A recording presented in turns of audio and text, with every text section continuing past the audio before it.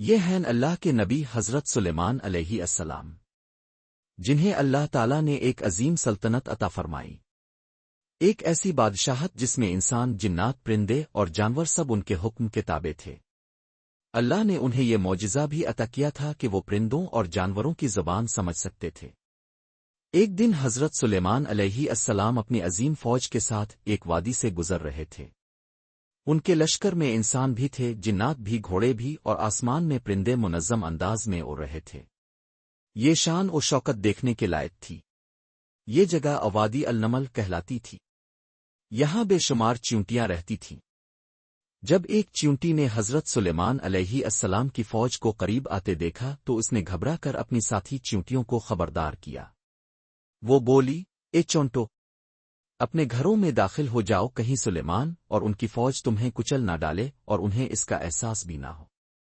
حضرت سلیمان علیہ السلام نے یہ بات سنی تو مسکرا دیے۔ ان کے چہرے پر شکر گزاری کی روشنی جھلک رہی تھی۔